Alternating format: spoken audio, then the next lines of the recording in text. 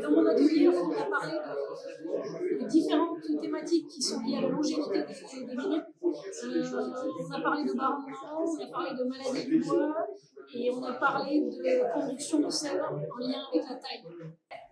Je pense que l'objectif du message qu'on voulait faire passer, c'était la complexité finalement du dépérissement, le côté multifactoriel. Et je pense que ce qui est pas mal passé, justement, c'est sur les maladies du bois, le récapitulatif que les maladies du bois, il y a plein de facteurs différents. Et que il faut essayer de s'interroger sur l'ensemble de ces leviers pour avoir une solution. Il n'y aura pas une solution unique, malheureusement, sur les maladies du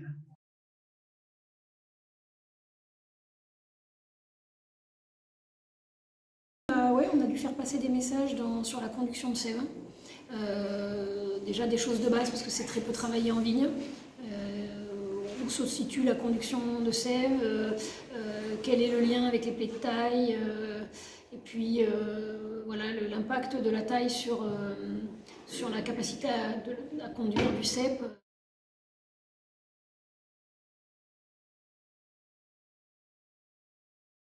Sur l'atelier longue vie, finalement, il y a plusieurs points qui ont été abordés. Ce qui en est ressorti, c'est le cournoué qui n'est pas une problématique, un virus qui n'est pas une problématique jurassienne, mais qui peut le devenir avec la multiplication de plants qui pourraient être vírusés. Donc ça, c'est une chose qui est aussi prise en compte par les viticulteurs et dans un avenir, on va dire à moyen long terme, le faire collectivement, notamment avec la société de viticulture qui s'occupe de la multiplication des bois de greffage. Ensuite, sur l'atelier longue vie, on a beaucoup parlé aussi de problématiques de maladies du bois, SKBDA en tête.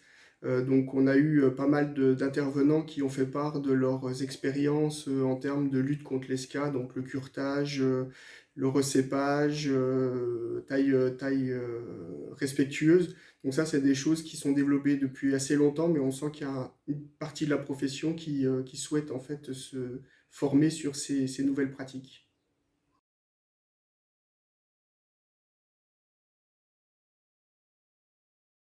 Et comment les développer? Bah, sur la partie matériel végétal, de toute façon, ça doit se faire de façon collective et bon, avec la société de viticulture en premier lieu, ce qui est le plus simple pour le gérer.